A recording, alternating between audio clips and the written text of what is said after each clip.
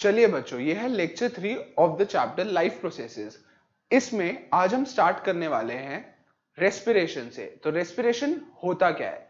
Respiration होता है the process of production of energy with intake of oxygen and exhalation of carbon dioxide. इसका मतलब क्या है? रेस्पिरेशन प्रोसेस से हमारी एनर्जी क्रिएट हो रही है या हमारी प्रोड्यूस हो रही है एनर्जी, जिसमें ऑक्सीजन और कार्बन डाइऑक्साइड का एक्सचेंज है, in and out of exchange है। ठीक है, तो आइए लिखते हैं पहले definition.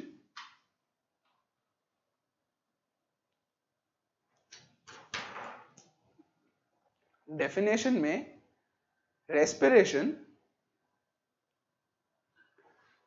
is the process of production of energy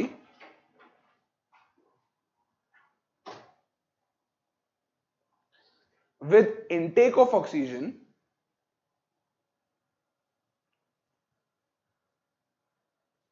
and outgive of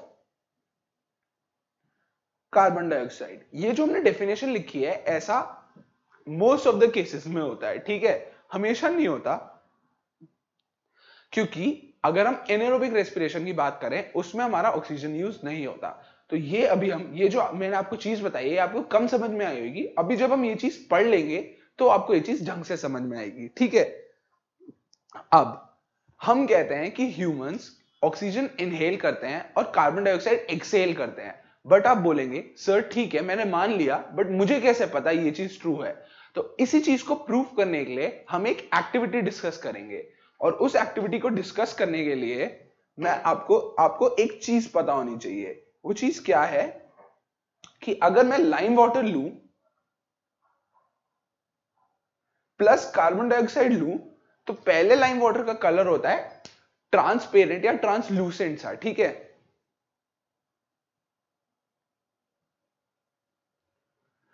जब लाइम वाटर में हम कार्बन डाइऑक्साइड डालते हैं या कार्बन डाइऑक्साइड जब उसे मिलता है तो उसका कलर हो जाता है मिल्की। तो ये जो प्रॉपर्टी है या ये जो रिएक्शन है, ये हम यूज कर सकते हैं क्या डिटरमाइन करने के लिए कि क्या एक चीज में कार्बन डाइऑक्साइड प्रेजेंट है।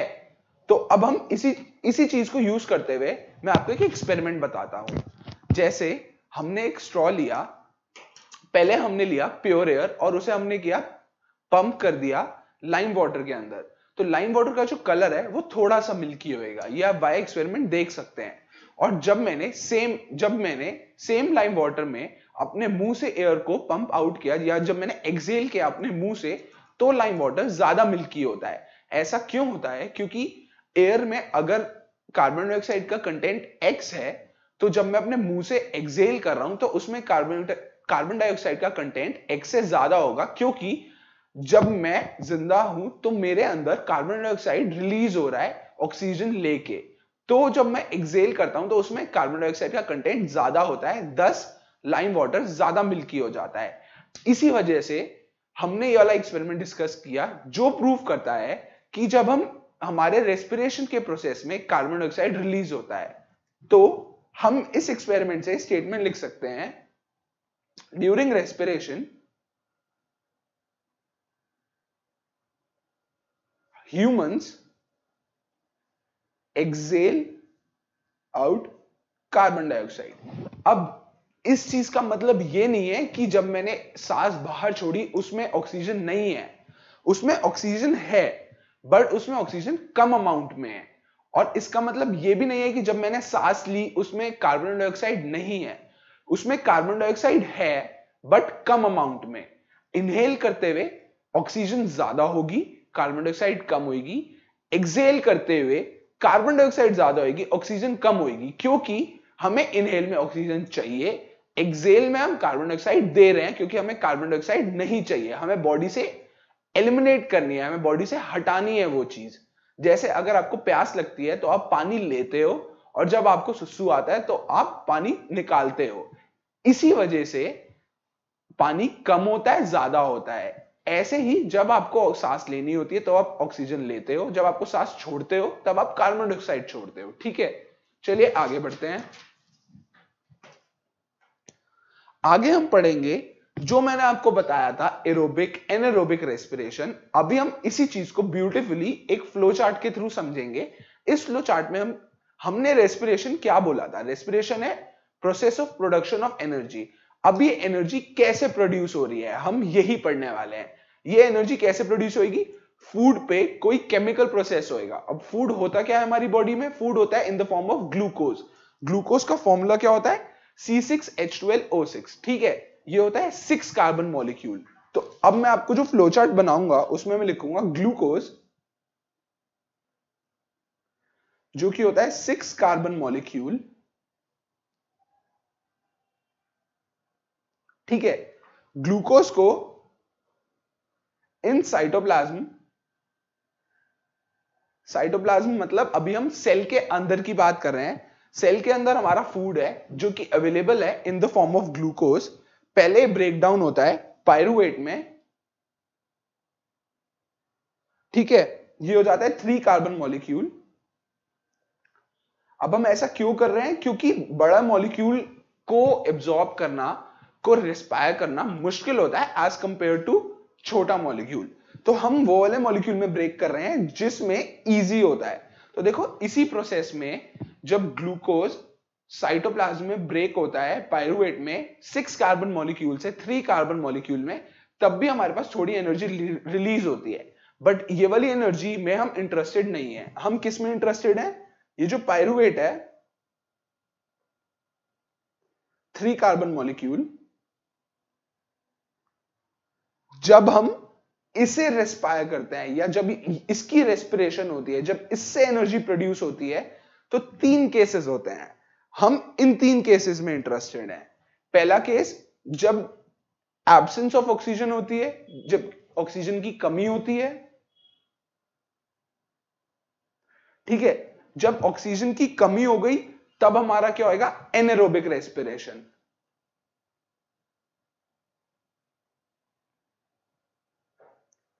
ठीक है, ये हमने जो ऑक्सीजन की कमी पढ़ी, ये हमने पढ़ी, ये कमी नहीं थी, ये थी एब्सेंस। ये हम पढ़ेंगे यीस्ट में। यीस्ट में होती है एनारोबिक रेस्पिरेशन।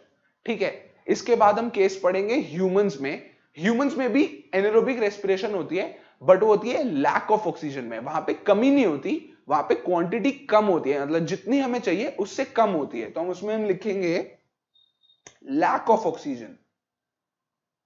ये हम पढ़ेंगे मसल सेल्स में अपने। इससे क्वेश्चन बहुत बार पेपर में आता है, इसे हम ढंग से डिटेल में डिस्कस करेंगे। ये हम ह्यूमंस में पढ़ेंगे, ये एनारोबिक का ही पार्ट है। ठीक है, इसके बाद जो हम पढ़ेंगे प्रेजेंस ऑफ ऑक्सीजन, जिससे हमें एनर्जी मिलती है, यह है एरोबिक रेस्पिरेशन। अगर हम बोल रहे हैं, अगर हम खा पी रहे हैं, तो हम एरोबिक रेस्पिरेशन की वजह से ही खा पी बोल पा रहे हैं। हमें एरोबिक रेस्पिरेशन की वजह से हमारे अंदर एनर्जी या हमारे अंदर जान होती है कोई भी चीज करने की। ठीक है, तो पहले हम जो सबसे पहले डिस्कस करेंगे, हम डिस्कस करेंगे एनारोबिक रेस्पिरेशन। रेस्पिरेशन यीस्ट में। ठीक है, यीस्ट क्या है? सिंगल सेलुलर ऑर्गेनिज्म है जिसमें हमारे पास साइटोप्लाज्म में एनारोबिक रेस्पिरेशन होती है, जिससे एनर्जी प्रोड्यूस होती है। ठीक है, एनारोबिक रेस्पिरेशन मतलब ऑक्सीजन होती ही नहीं, मतलब यीस्ट को ऑक्सीजन नहीं चाहिए सरवाइव करने के लिए। तो अगर हम मार्स की बात करें, मार्स पे ऑक्सीजन नहीं है, तो वहां पे ह्यूमन सर्वाइव नहीं कर पाएंगे, बट यीस्ट सर्वाइव कर पाएगा क्योंकि उसे ऑक्सीजन नहीं चाहिए। ठीक है, तो एनारोबिक रेस्पिरेशन में हम लिखेंगे yeast is an organism which survives without oxygen, as no oxygen is required in the process of respiration। ठीक है, यीस्ट क्या करता है? बिना ऑक्सीजन के भी सर्वाइव कर सकता है। तो हमने पहला केस किसका पढ़ा? एब्सेंस ऑफ ऑक्सीजन, जो कि हमने पढ़ा यीस्ट में। जो हम सेकंड केस पढ़ने वाले हैं ये है इंपॉर्टेंट केस, ये होता है ह्यूमंस में एनारोबिक रेस्पिरेशन। ये कब होता है? जैसे कोई भी बंदा बहुत ही फिजिकली डिमांडिंग या बहुत इंटेंसिव स्पोर्ट्स खेल रहा है, जैसे हॉकी, फुटबॉल, जिसमें बंदा बहुत कॉन्टिन्यूसली भाग रहा है, तो कभी कभार क्या होता है, काफ मसल्स या लेग्स में दर्द होना शुरू हो जाता है या एक बर्निंग सेंसेशन होती है। ये बर्निंग सेंसेशन क्यों होती है? क्योंकि जब भी बंदा बहुत ज्यादा फिजिकली एक्टिव है तो वहां पे उसकी ऑक्सीजन डिमांड बढ़ जाती है, क्योंकि उसे वो वाले बॉडी पार्ट में बहुत ज्यादा एनर्जी चाहिए। तो जब ऑक्सीजन डिमांड बढ़ जाती है और वो वाली ऑक्सीजन डिमांड पूरी नहीं हो पाती, तब वहां पे एनारोबिक रेस्पिरेशन होती है उसके मसल सेल्स में, जिसमें विदाउट ऑक्सीजन भी एनर्जी प्रोड्यूस होती है। बट इसमें ड्रॉबैक ये होता है, उस एनर्जी प्रोड्यूस होने के साथ साथ वहां पे लैक्टिक एसिड भी प्रोड्यूस हो जाता है, और ये लैक्टिक एसिड उसके पैर में या उसके वाले बॉडी पार्ट में दर्द करता है। तो चलिए आइए लिखते हैं,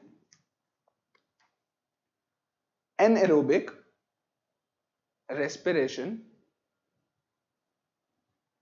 इन ह्यूमंस। तो एक कहां होती है? मसल्स में होती है, मसल सेल्स में होती है। जब भी कोई जिमिंग कर रहा है या कोई भी फिजिकली इंटेंसिव एक्टिविटी कर रहा है, तो वहां पे जो दर्द होता है, वहां पे जो बर्निंग सेंसेशन फील होती है, वो होती है एनारोबिक रेस्पिरेशन की वजह से। अब इसमें होता क्या है, हमारे पास पायरुवेट था जो कि था 3 कार्बन मॉलिक्यूल। ये lack of oxygen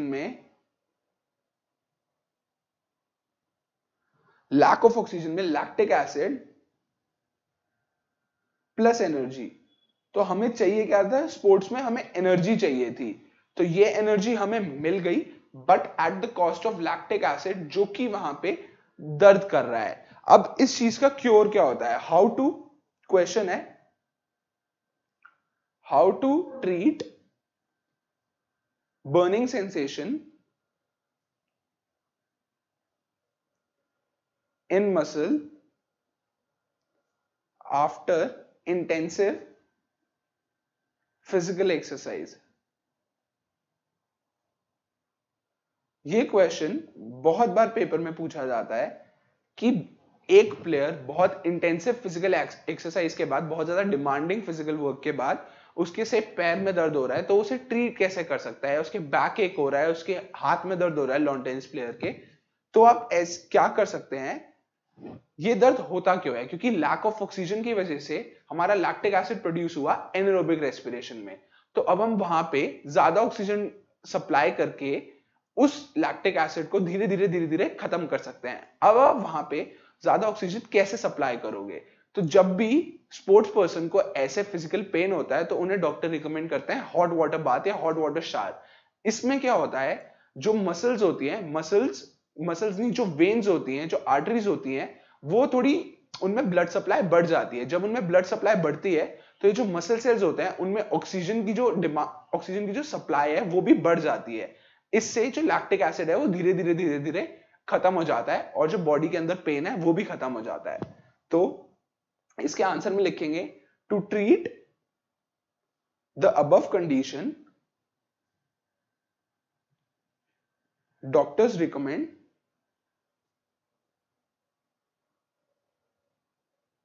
hot water bath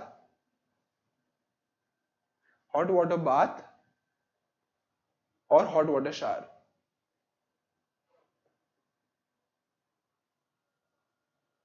अब इस हॉट वाटर शावर से होता क्या है? It increases the blood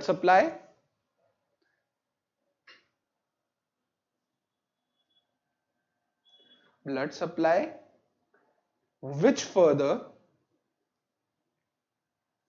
increases the oxygen supply, which fixes the root cause of the pain। और ये रूट कॉज क्या था? लैक्टिक एसिड को फिक्स कर देता है, क्योंकि वो एनारोबिक रेस्पिरेशन में हो रही थी। इसके बाद जो हम थर्ड टाइप का पढ़ेंगे केस, वो है हमारा, जो हमें लाइफ में सस्टेन करने में हेल्प करता है, जो हमें हर काम के लिए एनर्जी देता है, वो है रेस्पिरेशन, जो कि है एरोबिक रेस्पिरेशन। तो हमारा जो पायरुवेट बना था 3 कार्बन मॉलिक्यूल, 3Cm से लिख रहा हूं मैं, 3 कार्बन मॉलिक्यूल, वो जब एरोबिक रेस्पिरेशन में गया, जिसमें क्या है, ऑक्सीजन की सप्लाई प्लेंटी है, कोई ऑक्सीजन की कमी नहीं है, इसमें क्या होता है, हमारा बनता है कार्बन डाइऑक्साइड, वाटर और प्लेंटी ऑफ एनर्जी, जो कि हमारा एंड गोल था। हमारा एंड गोल क्या था, हमें एनर्जी चाहिए थी लाइफ प्रोसेस को सस्टेन करने के लिए। तो हम एरोबिक रेस्पिरेशन में गए, जिसमें हमारे पास ऑक्सीजन है, जिसके एंड रिजल्ट कार्बन डाइऑक्साइड बना, पानी बना और एनर्जी बना। अब बुक में एक ब्लॉक में फॉर एक्स्ट्रा इंफॉर्मेशन हमें क्या दिया हुआ है, एडीपी, एटीपी। अब ये दोनों होते क्या हैं, ये दोनों एक्स्ट्रा इंफॉर्मेशन है, बट अगर आप इसे पढ़ोगे, समझोगे, तो ये आपको अच्छे आंसर्स लिखने में हेल्प करेगा। तो पहले हम देखते हैं एडीपी। एडीपी की फुल फॉर्म होती है एडेनोसाइन डाइफॉस्फेट। एटीपी की फुल फॉर्म होती है एडेनोसाइन ट्राइफॉस्फेट। अब ये हम पढ़ क्यों रहे हैं, ये दोनों हम इसलिए पढ़ रहे हैं क्योंकि एडीपी, एटीपी क्या होता है, सेल की एनर्जी करेंसी होती है। अब जो ह्यूमंस हैं, ह्यूमंस में सेल के अंदर माइटोकॉन्ड्रिया होता है। माइटोकॉन्ड्रिया होता है energy warehouse of the cell, और इस एनर्जी वेयरहाउस में जो करेंसी होती है एनर्जी की, वो होती है एडीपी और एटीपी। जैसे इंडियन बैंक्स में करेंसी क्या हो गई, रुपी हो गई, यूएस बैंक में करेंसी क्या हो गई, डॉलर हो गई। ऐसे ही हमारी जो सेल में जो बैंक है वो है माइटोकॉन्ड्रिया, और जो उसकी करेंसी है वो है एडीपी, एटीपी। अब एडीपी और एटीपी में लिंक क्या है, इन दोनों में रिलेशन क्या है, वो पढ़ते हैं। हमारे सेल में जब भी एनर्जी स्टोर होनी होती है तो ये रिएक्शन होता है, ADP plus phosphorus in the presence of energy gives ATP. मतलब अगर हमारे सेल में एनर्जी अवेलेबल है, देखो फॉस्फेट सेल से निकलेगा नहीं और बाहर नहीं जाएगा, ना सेल लेगा, ठीक है, फॉस्फेट इज कांस्टेंट। अगर सेल में एनर्जी है और अभी वो यूज नहीं हो रही, तो वो एनर्जी कैसे स्टोर होगी, एडीपी, एडेनोसाइन डाइफॉस्फेट में एक फॉस्फेट जुड़ जाएगा, और इस प्रोसेस को अकर करने के लिए हमें एनर्जी चाहिए। इस रिएक्शन को सपोर्ट करने के लिए हमें एनर्जी प्रोवाइड करनी पड़ेगी, जो कि हमें देगा एटीपी, एडेनोसाइन ट्राइफॉस्फेट। और अगर हम इस रिएक्शन को उल्टा करें, रिवर्स करें, तो एटीपी में जब ये रिएक्शन होएगा, मतलब अगर एडेनोसाइन ट्राइफॉस्फेट से adenosine diphosphate plus phosphor plus energy release होगी, मतलब अगर सेल को एनर्जी आउट देनी होती है, बाहर देनी होती है, तो एटीपी को एडीपी में कन्वर्ट करता है। बट अगर सेल को एनर्जी स्टोर करनी होती है तो वो एडीपी को एटीपी में कन्वर्ट करता है। तो ये दोनों रिएक्शंस क्या है, सेल के एनर्जी को के फ्लो दिखा रहा है कि सेल में एनर्जी स्टोर या एनर्जी कैसे यूटिलाइज होती है, ये रिएक्शन वो दिखा रहा है। अब जो पेपर में हमने डिस्कस कर लिया, हमने मसल पेन ऑलरेडी डिस्कस कर लिया, हमने aerobic anaerobic respiration already discuss कर लिए। ये दोनों बहुत ही इंपॉर्टेंट चीजें थी। इसके बाद जो हम डिस्कस करेंगे रेस्पिरेशन इन प्लांट्स।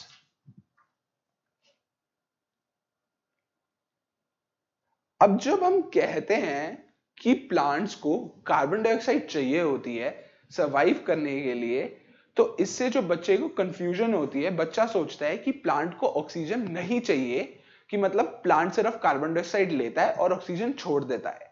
बट ये चीज बिल्कुल गलत है, ये चीज आउटडेटेड है, ये चीज बच्चे को पूरा कंसेप्ट नहीं पता। पूरा कंसेप्ट क्या होता है, फोटोसिंथेसिस के प्रोसेस में प्लांट कार्बन डाइऑक्साइड लेता है और ऑक्सीजन छोड़ देता है, और इस प्रोसेस में वो खाना बनाता है। बट प्लांट को भी तो एनर्जी चाहिए होती है हर लाइफ प्रोसेस को परफॉर्म करने के लिए। अगर प्लांट पानी भी एब्जॉर्ब कर रहा है रूट से, तो उस चीज में भी प्लांट को क्या चाहिए, एनर्जी चाहिए। ये सारी एनर्जी कहां से आएगी, ये सारी एनर्जी प्लांट को रेस्पिरेशन के प्रोसेस से आएगी। और प्लांट के रेस्पिरेशन प्रोसेस में क्या होता है, प्लांट को रेस्पिरेशन के प्रोसेस में ऑक्सीजन चाहिए होती है। तो तो इसका मतलब क्या है, प्लांट भी ऑक्सीजन लेता है, कार्बन डाइऑक्साइड छोड़ता है, बट कब?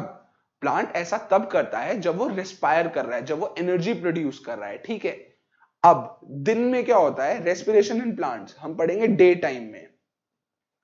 डे टाइम में होता है कि जो ओवरऑल नेट है, मतलब प्लांट फूड भी प्रोड्यूस कर रहा है फोटोसिंथेसिस से, रेस्पायर भी कर रहा है, तो जो ओवरऑल नेट है मतलब ओवरऑल वो कार्बन डाइऑक्साइड लेता है और ऑक्सीजन छोड़ता है दिन में।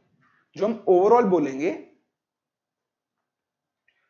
Consumes carbon dioxide, exhales oxygen into atmosphere. Plant के लिए एक्सेल नहीं, प्लांट के लिए हम टर्म बोलेंगे रिलीजेस, ओके। एक्सेल्स ह्यूमन के लिए टर्म होता है, ह्यूमंस के लिए, ठीक है। तो दिन में क्या होता है, रेस्पिरेशन भी हो रहा है, फोटोसिंथेसिस भी हो रहा है, बट जो ओवरऑल होता है, overall plant carbon dioxide consume करता है और ऑक्सीजन एटमॉस्फेयर में छोड़ देता है, ठीक है। तो ओवरऑल हम किसका लिख रहे हैं, फोटोसिंथेसिस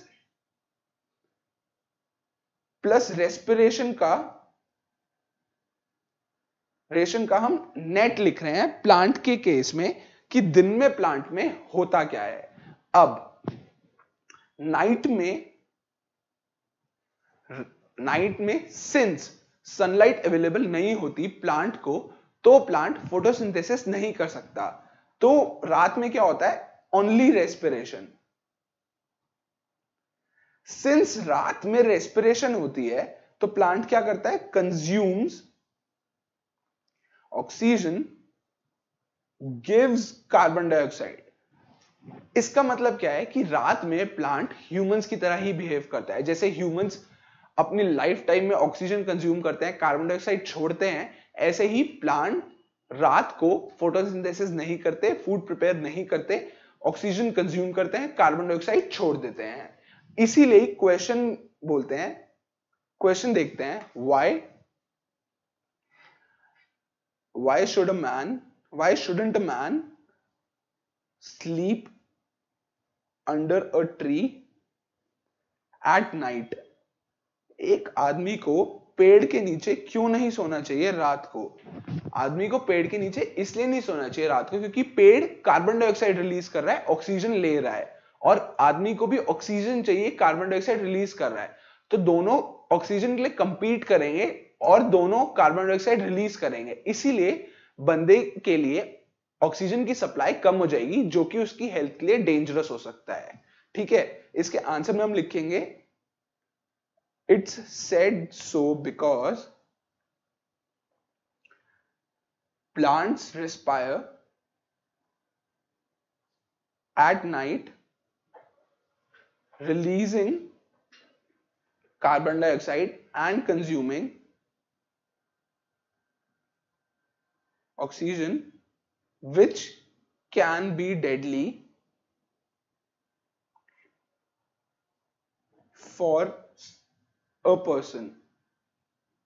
ठीक है, ये हमने क्वेश्चन कर लिया। अब जो नेक्स्ट क्वेश्चन है, इसमें बुक में एक एग्जांपल दिया हुआ है कि एक्टिविटी में उन्होंने ये बोला है कि पहले खुद काउंट करो कि आप कितनी बार ब्रीथ करते हो, उसके बाद एक फिश को देखो एक्वेरियम या किसी भी फिश टैंक में कि फिश कितनी बार ब्रीथ करती है, और जो इसका रिजल्ट है वो ये है, फॉर एग्जाम्पल अगर मैं 30 टाइम्स ब्रीथ करता हूं इन अ मिनट, तो फिश करेगी 60 to 80 times in a minute. तो ये पूछ रहा है ऐसा क्यों है। तो अब हम इस क्वेश्चन में देखेंगे, why does a fish breathe more times than a human। इस क्वेश्चन के मॉडिफिकेशन कैसे आ सकते हैं, why do aquatic animals breathe more than terrestrial animals, etc etc। मतलब क्वेश्चन का कंसेप्ट सेम रहेगा, बस पूछने का तरीका बदल जाएगा, ठीक है। तो हम इसमें और क्या कह सकते हैं, why do aquatic animals respire more than terrestrial animals। ठीक है, ये क्या पूछ रहा है, why do aquatic animals respire more than terrestrial animals. तो हर क्वेश्चन की फॉर्मेशन या हर क्वेश्चन की लैंग्वेज आप कितनी भी तरह से बदल सकते हो, आप हर क्वेश्चन को तब आंसर कर पाओगे जब आपको एग्जैक्ट या कोर कंसेप्ट समझ में आएगा। तो ऐसा क्यों होता है, देखिए हवा में जो ऑक्सीजन की क्वांटिटी होती है या डिसॉल्व्ड ऑक्सीजन होती है वो ज्यादा होती है एज कंपेयर टू पानी। अगर हम 100 ग्राम हवा लें और 100 ग्राम पानी लें तो 100 ग्राम हवा में जो ऑक्सीजन होगी वो ज्यादा होगी डिसॉल्व एज कंपेयर टू 100 ग्राम पानी में। इसीलिए जो टेरेस्ट्रियल एनिमल है वो ऑक्सीजन कहां से ले रहा है, वो ऑक्सीजन ले रहा है हवा से। तो उसके पास जो ऑक्सीजन की क्वांटिटी है वो ज्यादा है as compared to aquatic animal जो कि पानी से ही ऑक्सीजन ले रहा है जिसमें ऑक्सीजन की क्वांटिटी कम है। इसीलिए जो एक्वेटिक एनिमल है उसे बार बार ब्रीथ करना पड़ता है to fulfil its oxygen requirements. तो आइए आंसर लिखते हैं, एक्वेटिक एनिमल्स breathe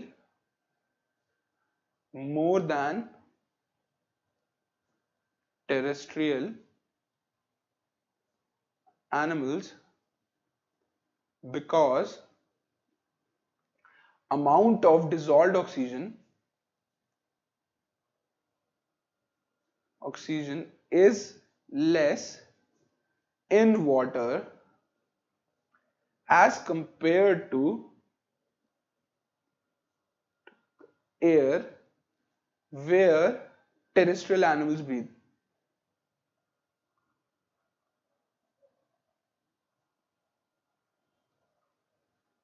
ठीक है, पानी में ऑक्सीजन की क्वांटिटी कम होती है इसीलिए जो टेरेस्ट्रियल एनिमल्स हैं वो कम टाइम्स ब्रीथ करते हैं, बट एक्वेटिक एनिमल्स ज्यादा बार ब्रीथ करते हैं during a particular given time. ठीक है, इसके बाद जो इन्होंने नेक्स्ट बताया है रेस्पिरेशन में, इन्होंने ह्यूमन रेस्पिरेटरी सिस्टम पूरा डिस्कस किया हुआ है कि ह्यूमन सांस कैसे लेते हैं। तो इस केस में हमारे पास क्या क्या आ जाता है, ह्यूमंस का रेस्पिरेशन होता कहां से है, ह्यूमंस ऑक्सीजन लेते कैसे हैं, ह्यूमंस ऑक्सीजन लेते हैं अपनी नाक के थ्रू, अपनी नाक के द्वारा हम लोग हवा लेते हैं और छोड़ते हैं। अब नाक में होता क्या है, सबसे पहले हमारे नाक में होती है हेयर जिन्हें हम कहते हैं नोज हेयर। अब इन नोज हेयर का फंक्शन क्या होता है, नोज हेयर में म्यूकस होता है जो कि फिजिकल पार्टिकल्स को, जो कि बड़े बड़े पार्टिकल्स को as compared to a system रोकते हैं, बाहर ही रोक लेते हैं और उन्हें हमारे सिस्टम में अंदर एंटर नहीं करने देते। तो उन्होंने बड़े बड़े पार्टिकल्स को बाहर ही रोक लिया। अब जब हमने हवा ली और हमारे नोज हेयर ने बड़े पार्टिकल्स को बाहर रोक लिया, फिर वो हवा आगे पास ऑन होती है हमारे विंड पाइप में।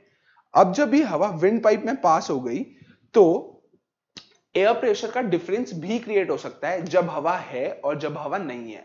तो इससे जो विंड पाइप है वो कॉन्ट्रैक्ट मतलब दब सकता है और रिलैक्स या एक्सपैंड कर सकता है, मतलब कम ज्यादा हो सकता है। इसी चीज को प्रिवेंट करने के लिए जो हमारा विंड पाइप होता है उसमें हमारे पास रिंग्स ऑफ कार्टिलेज होती हैं, मतलब गोल गोल रिंग्स होती हैं हमारे विंड पाइप में।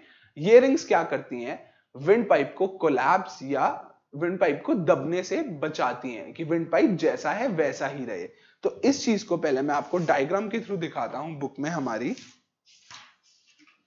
देखिए जैसे बुक में डायग्राम दिखाया हुआ है, यह है ह्यूमन रेस्पिरेटरी सिस्टम का। इसमें हमने क्या दिखाया हुआ है कि पहले एक बंदा नाक के थ्रू सांस लेता है, यहां पे इन्होंने नोज हेयर नहीं दिखाया बट हम सबको पता है नोज हेयर होते हैं। नोज के थ्रू एयर को इनटेक करते हो, फिर जो हमारा विंड पाइप है उसके थ्रू ट्रैकिया हम हवा नीचे जाती है। जैसा मैंने आपको बताया रिंग्स ऑफ कार्टिलेज होती हैं, ये जो रिंग्स हैं ये हमारी विंड पाइप को कोलैप्स नहीं होने देती, मतलब दबने नहीं देती लो प्रेशर में, क्योंकि लो प्रेशर में क्या होगा, विंड पाइप कोलैप्स हो जाएगा। ठीक है, ये इसे दबने नहीं देती। इसके बाद जो हमारी हवा है वो लंग्स में जाती है। अब लंग्स में क्या होता है, लंग्स में हवा को डिफ्यूज करना है और हवा को आप इजीली डिफ्यूज नहीं कर सकते, ऑक्सीजन को इजीली डिफ्यूज नहीं कर सकते। तो लंग्स में ये एवियोला है, ये फिंगर लाइक या hair like millions of projections होते हैं जो कि सरफेस एरिया बढ़ा देते हैं। ये जब सरफेस एरिया बढ़ाते हैं इससे क्या होता है, लंग्स में जो ऑक्सीजन है या जो हमने एयर का इनटेक किया है वो बढ़ जाता है। सिंस सरफेस एरिया बढ़ गया तो उसका डिफ्यूजन इजीली बढ़ जाता है। अब जब ये डिफ्यूजन बढ़ गया तो लंग्स में ऑक्सीजन इजीली चली गई। अब जब ये ऑक्सीजन इजीली चली गई, ऐसे ही जब लंग्स को कार्बन डाइऑक्साइड एक्सहेल करना होगा तो सेम प्रोसेस के थ्रू कि डिफ्यूजन होती है लंग्स में, अब कार्बन डाइऑक्साइड बाहर चली जाएगी एवियोलाई के थ्रू, विंड पाइप में हवा जाएगी, फिर विंड पाइप से हमारी नाक से हवा बाहर निकलेगी। अब ये जो मैंने आपको पूरा प्रोसेस समझाया कि ऑक्सीजन पहले अंदर जाती है, लंग्स में डिफ्यूज होती है, फिर जब लंग्स कार्बन डाइऑक्साइड एक्सहेल करते हैं तो विंड पाइप से बाहर होती हुई हमारी नाक के थ्रू बाहर निकलती है। अब ये प्रोसेस होता क्या है और कैसे होता है, ये चीज हम डिस्कस करेंगे। अब हम देखेंगे कि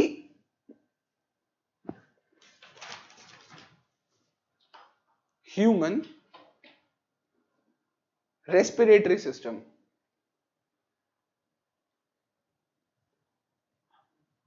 अब रेस्पिरेशन हो कैसे रही है? रेस्पिरेशन हो रही है थ्रू आवर नोज। तो पहला है nose, it is used to exchange gases from our surroundings. और एक गैसेस कौन सी हो गई? कार्बन डाइऑक्साइड और ऑक्सीजन हो गई, जो कि हमारी सराउंडिंग से नोज एक्सचेंज करने में दे रही है। ठीक है, इसके बाद हमारे पास आता है nose hair. It prevents particles from entering our wind pipe. Wind pipe या अंदर हमारे जो रेस्पिरेटरी सिस्टम है उसके अंदर नोज हेयर प्रिवेंट करते हैं कोई भी बड़े पार्टिकल को एंटर करने से। ठीक है, इसके बाद जो हम पढ़ेंगे, नोज हेयर के बाद आता है हमारा विंड पाइप। अब विंड पाइप में क्या होता है? विंड पाइप में हमारे पास होता है कि जो हवा हमने नाक से ली है वो लंग्स तक कैसे जाएगी। तो वो हवा लंग्स तक थ्रू विंड पाइप जाती है। It helps in transfer of air from nose to lungs. अब विंड पाइप में क्या होता है? विंड पाइप में होता है rings of cartilage. It also has rings of cartilage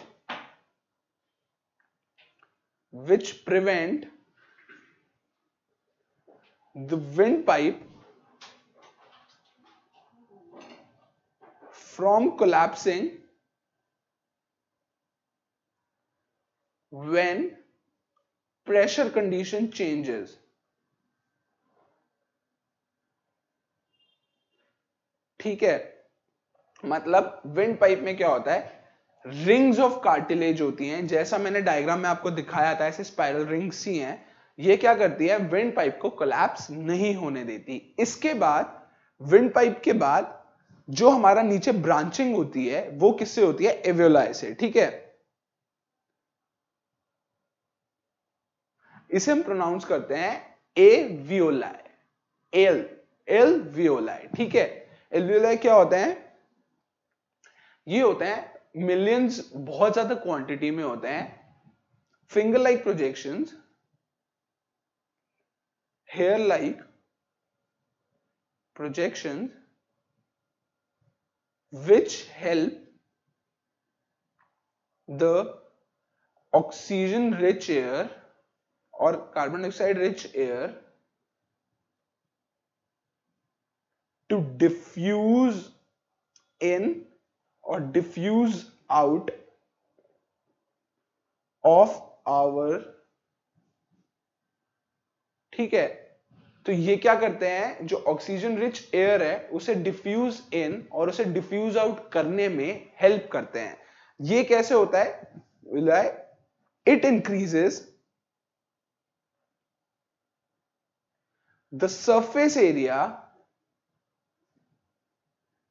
for diffusion. क्योंकि बहुत छोटे छोटे हैं बहुत ज्यादा क्वांटिटी में है तो एवियोलाई क्या करते हैं, सरफेस एरिया बढ़ा देते हैं डिफ्यूजन का, जिससे रेट ऑफ डिफ्यूजन बढ़ जाता है, जिससे एक्सचेंज जो है गैसेस का और ज्यादा ढंग से हो जाता है। ठीक है, अब हमने एवियोलाई कवर कर लिया। इसके बाद जो हमारे पास लंग्स हैं, अब लंग्स में क्या होता है, लंग्स हो गए मेन रेस्पिरेटरी ऑर्गन्स जहां पे एक्सचेंज ऑफ गैसेस होता है। अब ये होता क्या है, लंग्स में हमारे पास ऑक्सीजन रिच एयर आई, लंग्स ने ऑक्सीजन ले ली, अब लंग्स उस ऑक्सीजन को आगे हार्ट पे पास ऑन करते हैं, जो कि ऑक्सीजन रिच ब्लड को पूरी बॉडी में सप्लाई करता है। फिर जो हार्ट है, हार्ट वापस जो कार्बन डाइऑक्साइड रिच ब्लड है उसे लंग्स में पंप करता है, और लंग्स उसकी जो ऑक्सीजन है, उसकी जो कार्बन डाइऑक्साइड है, उसे बॉडी से बाहर पंप आउट करवा देता है। तो लंग्स क्या है, मेन रेस्पिरेटरी ऑर्गन है।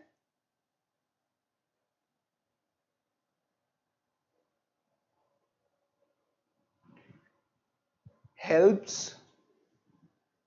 To exchange oxygen and carbon dioxide from blood. ठीक है, अब लंग्स क्या कर रहे हैं, कार्बन डाइऑक्साइड और ऑक्सीजन की एक्सचेंज में हेल्प कर रहे हैं लंग्स। ठीक है, अब हमने लंग्स पढ़ लिया। अब जो ये एक्सचेंज प्रोसेस है, हम इसका मैकेनिज्म या इसकी वर्किंग पढ़ेंगे कि ये होता क्या है।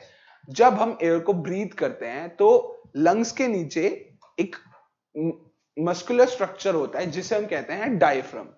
जैसा आप डायग्राम में देख सकते हैं, ये जो डायफ्राम है ये एक मस्कुलर स्ट्रक्चर है।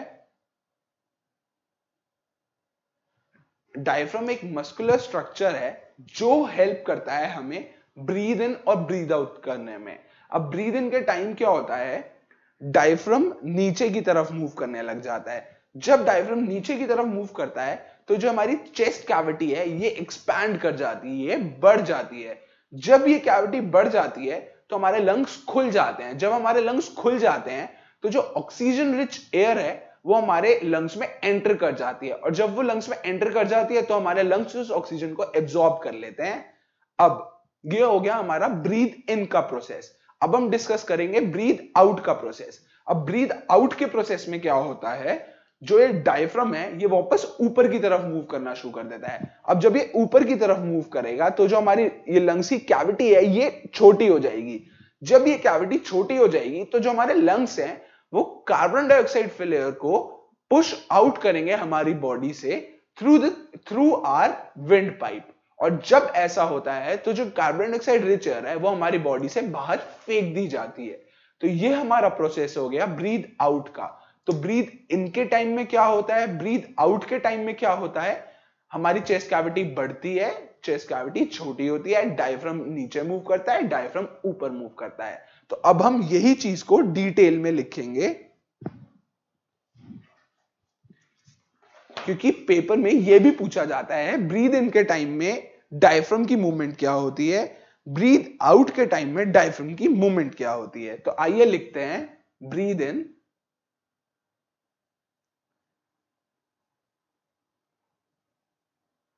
अब ब्रीथ इन टाइम के प्रोसेस में क्या हो रहा है, ड्यूरिंग इनहेलेशन इनहेल करते टाइम क्या हो रहा है, क्या है, मस्कुलर ऑर्गन है, moves down giving space for our lung cavity to expand।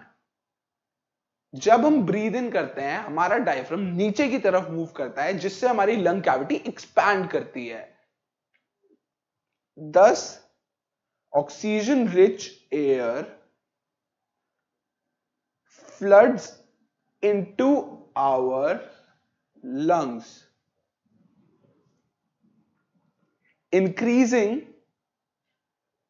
the availability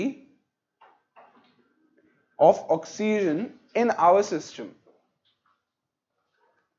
ठीक है, ब्रीद इन के टाइम में डायफ्राम नीचे मूव किया, लंग कैविटी बढ़ी जिससे ऑक्सीजन हमारी लंग्स में एंटर की, फ्लड इन किया और ऑक्सीजन हमारे ओवरऑल सिस्टम में बढ़ गई।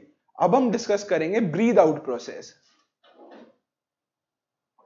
ब्रीद आउट प्रोसेस में क्या होता है, हमारा डायफ्राम ऊपर की तरफ मूव करता है, लंग कैविटी छोटी हो जाती है, air is pushed out of our lungs through a wind pipe. During exhalation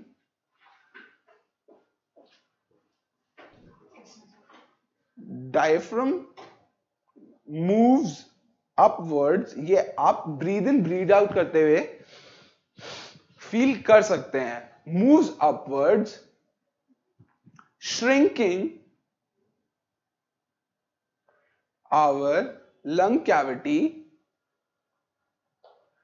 thus pushing out carbon dioxide rich air out from our system। ठीक है, तो एक्सेल करने के टाइम पे ये हो रहा है कि oxygen, carbon dioxide rich blood, rich air हमारे सिस्टम से बाहर पंप हो रही है। तो ये हो गया ब्रीद आउट प्रोसेस। इससे पहले हमने किया ब्रीद इन प्रोसेस। अब हमें 3 या 4 क्वेश्चंस डिस्कस करने हैं इस चीज से रिलेटेड, तो आइए डिस्कस करते हैं। पहला क्वेश्चन है page 105, what are the advantage over an aquatic organism does a terrestrial organism have with regard to obtaining oxygen for respiration। तो ये चीज हमने ऑलरेडी डिस्कस कर ली हमारे नोट्स में कि टेरेस्ट्रियल और एक्वेटिक ऑर्गेनिज्म में डिफरेंस क्या होता है। टेरेस्ट्रियल ऑर्गेनिज्म को कम टाइम ब्रीथ करना पड़ता है as compared to aquatic organism, क्योंकि पानी में ऑक्सीजन की क्वांटिटी कम होती है, पानी में ऑक्सीजन कम डिसॉल्व होती है। तो पहला क्वेश्चन हमें रिपीट करने की जरूरत नहीं है क्योंकि हमने ऑलरेडी डिस्कस कर लिया है। अगर आपको आंसर लिखने में दिक्कत हो तो आप नोट्स को रेफर कर सकते हैं। Second question, what are the different ways in which glucose is oxidised to provide energy in various organisms. तो ये जो सेकंड क्वेश्चन है इसमें ये पूछ रहा है कि डिफरेंट वेज कौन से हैं कि जिससे फूड को हम रेस्पायर करते हैं एनर्जी प्रोड्यूस करने के लिए। तो ये चीज भी हमने अपने नोट्स में एज इट इज डिस्कस की है। ये जो मैंने फ्लो चार्ट बनवाया था ये वाला, कि इन 3, पहले ग्लूकोज पायरुवेट में ब्रेक होता है, फिर पायरुवेट में ब्रेक होने के बाद ये 3 प्रोसेस होते हैं, एनारोबिक रेस्पिरेशन यीस्ट में, फिर एनारोबिक रेस्पिरेशन ह्यूमन में, फिर एरोबिक रेस्पिरेशन ह्यूमन में, जिन्हें हमने आगे नोट्स में ढंग से डिस्कस किया है। तो यही उस आंसर का कॉन्स्टिट्यूएंट है, मतलब इन्हीं नोट्स को रेफर करके आप ये आंसर लिख सकते हैं। इसके बाद जो नेक्स्ट क्वेश्चन है वो है हमारे पास, how is oxygen and carbon dioxide transported in human beings. इस क्वेश्चन का मतलब है कि ऑक्सीजन और कार्बन डाइऑक्साइड ट्रांसपोर्ट कैसे हो रही है ह्यूमन बींग्स में। ट्रांसपोर्टेशन मतलब ये जो अभी हमने रेस्पिरेशन में पढ़ा कि ब्रीद इन ब्रीद आउट कैसे हो रहा है, कि ये जो प्रोसेस है एक्सचेंज ऑफ गैसेस का ये कैसे हो रहा है। तो ये जो आप चीज अभी जो हमने पढ़ा, ये हमने पढ़ा इनटेक एंड आउटटेक। अभी जो हम आगे चैप्टर में पढ़ेंगे वो हम पढ़ेंगे कि अब जो हमने ऑक्सीजन ली है वो हमारे सिस्टम, वो हमारी बॉडी में कैसे यूटिलाइज होती है, वो हमारी बॉडी में कैसे घूमती है। तो ये वाला जो क्वेश्चन है ये नेक्स्ट पार्ट का था, ये इन्होंने पहले डाल दिया है, तो अब हम इसे बाद में डिस्कस करेंगे। फोर्थ क्वेश्चन है, how are lungs designed in human beings to maximise the area for exchange of gases. तो इस क्वेश्चन को भी हमने डिस्कस किया था, हमने इसे डिस्कस किया था एवियोलाई में, कि लंग्स में फिंगर लाइक प्रोजेक्शन होता है मिलियंस में एवियोलाई, जो कि सरफेस एरिया बढ़ाते हैं फॉर एक्सचेंज ऑफ गैसेस। तो आइए इस आंसर को लिखते हैं। Question 4, how are lungs designed to maximize area for exchange of gases।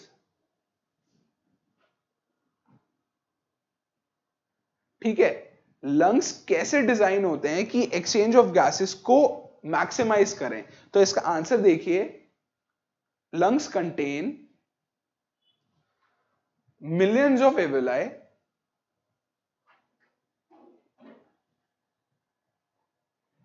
which provide large surface area for exchange of gases. अब लंग्स में क्या होता है, एविलाई होते हैं मिलियंस, जो कि एक्सचेंज ऑफ गैसेस के लिए लार्ज सरफेस एरिया देते हैं। इसकी वजह से जो हमारे लंग्स में एक्सचेंज ऑफ गैसेस है वो मैक्सिमाइज हो जाता है। अब क्या होता है, इसमें लंग्स के नीचे, इस आंसर में आप डायफ्राम वाला पार्ट भी ऐड कर सकते हैं कि लंग्स के नीचे डायफ्राम होता है जो कि नीचे मूव करता है during the breathe in process and ऊपर मूव करता है during the breathe out process. तो ये चीज क्या डिस्कस कर रहा है, लंग्स का डिजाइन डिस्कस कर रहा है। आइए लिखते हैं, our diaphragm moves downward during breathe in process and it moves upwards during breathe out process।